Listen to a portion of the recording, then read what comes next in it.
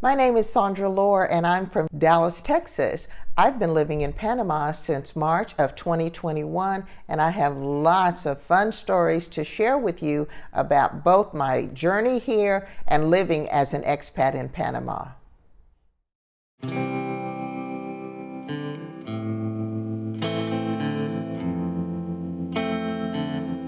Moving to Panama has been a real joy at this stage of my life. I actually started looking at Panama as well as Canada and Mexico in 2010. And so by 2019, I was ready to make the trip to Panama after having visited Canada and Mexico earlier in the decade. I arrived here in September of 2019 and actually came to Panama City, Bocas del Toro, David, and Boquete before returning back to Panama City and deciding that this was where I wanted to live. I can tell you that my story started with a love story, actually.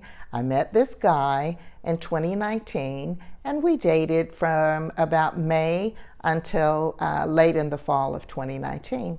I thought he was the perfect guy, and turns out he was Mr. Almost Right. Because that relationship didn't work out, it was easier for me to make the decision to go ahead and move to Panama permanently. So by the fall of 2020, I was ready.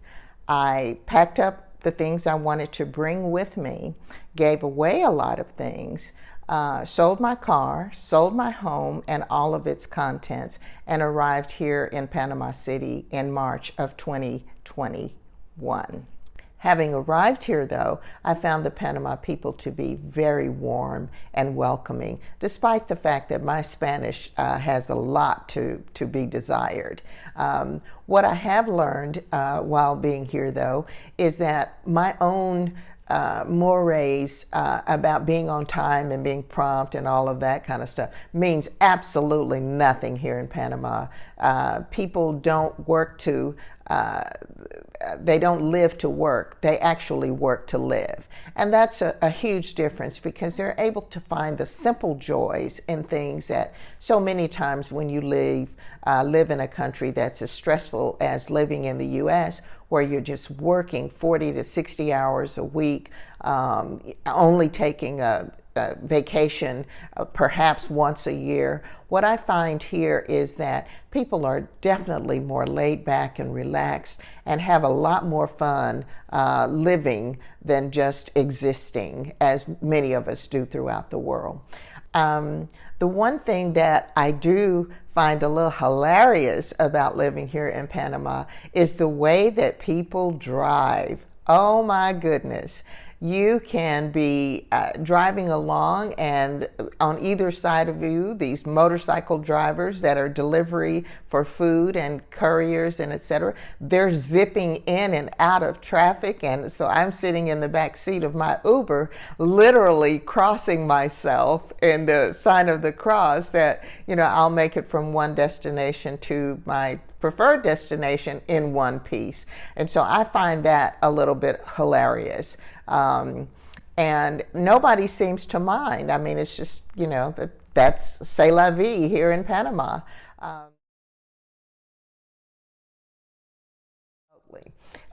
So speaking of the language, the Panamanian people are very patient with you if you don't speak Spanish. They will often engage with you more if you attempt a few phrases, even if you mess them up. Sometimes I have to really laugh at myself because I know that I'm mispronouncing something. And the one phrase that I've really perfected since I've been here is "Lo siento, no hable español," which means I'm so sorry, I don't speak any Spanish. So I have that particular phrase down pat.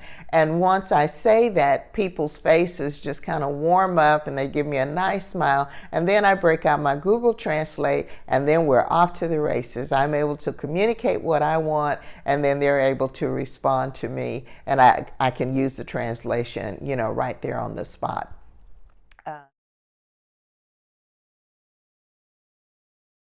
And I live in the center part of the city, so I often walk on the Santa Costera.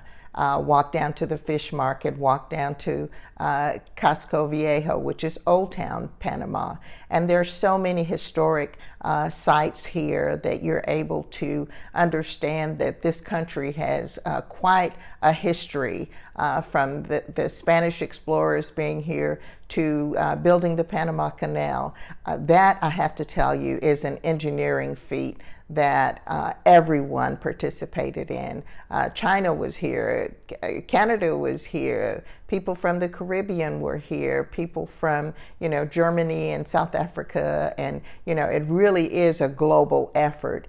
And to see how the locks on the canal actually work to guide the ships in is quite a marvel. Actually, I can see the Panama locks from my kitchen window in my apartment. And so, every morning I get a chance to look at this wonderful feat of engineering that took years and years and years to finish. From what I understand, there were a lot of very challenging things that happened during the construction of the Panama Canal, but it just warms my heart to see that man's ingenuity and women's ingenuity really prevailed, and we have one of the wonders of the world constructed right here in Central America. One of the things that I find most intriguing about living in the city center is I can walk to almost everything that I need from my apartment within about 10 minutes or so. And so that's why I really want to be able to help other people through the various Facebook groups that I belong to share my experiences with local merchants and local restaurants and stores, so that people actually enjoy their visit here or indeed moving here. So since I've been here, I've actually met with several couples and individuals who are contemplating moving to Panama, and I've been able to go out on various excursions with them. So I've met some really nice people from the U.S., one from my very own neighborhood, and of all the time that I lived in that particular neighborhood, never met her there, and it wasn't until she was here visiting in Panama and asked for a few tips that I was able to visit with her a couple of days, and we still have a friendship. In fact, we're learning Spanish together remotely. I can tell you that the weather here is really, really nice. Now in Panama, they have the wet season and the dry season.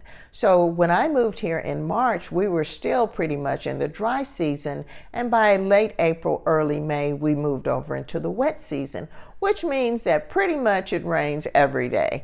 Not for a long time, and sometimes there are thunderstorms that are, a little bit, alarming because the lightning and the thunder and so forth. But for the most part, when it rains, it's just a light drizzle, light rain, and 15-20 minutes later, it's over, which helps the temperature quite a bit.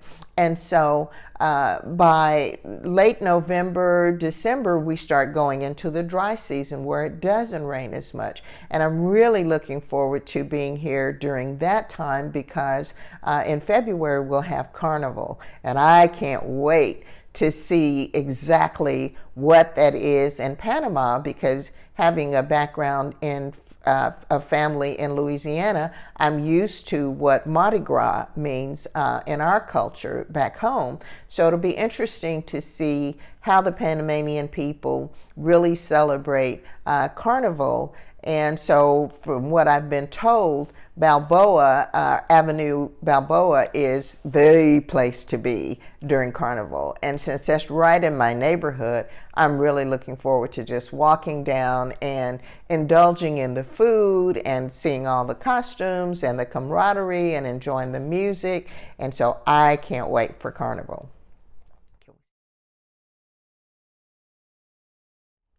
I am surprised at the difference in the food here. First of all, the seafood is extremely fresh. However, there's not as much seasoning, it appears, in the Panamanian diet. And coming from a culture in Texas where we have Tex-Mex, and with my mom being from Louisiana, having that Creole and Cajun spiciness in almost every dish, I have found the Panamanian food, while hearty, to be just a little bit bland. And so I've had to go to my local grocery store and find some Creole seasoning so that I can spice things up quite a bit. I've eaten patacones so much since I've been here, and all of them pretty much taste the same.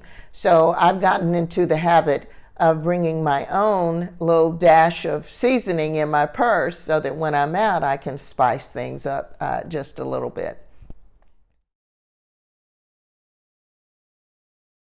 I would suggest that anyone wishing to move to another country, particularly one here in Central or Latin America, first visit that country. Secondly, I would urge them to join some Facebook groups and really look at some other people on Instagram, even on TikTok, so that you can get a sense of what living in that country might be like. That's what I did. I was able to develop some contacts. Prior to my move here, I already had a realtor, I had my attorney, I had some other people that I had reached out to through one of those Facebook groups. So when I moved here, I had a community of people who were interested in me being successful living in Panama, and it has made a huge difference. And so, I would urge anyone, especially if they're moving to Panama, they can reach out to me, and I'll be happy to share some of my experiences, my contacts, some of the great restaurants, and some of the amenities that they can, hope to enjoy during their visit here.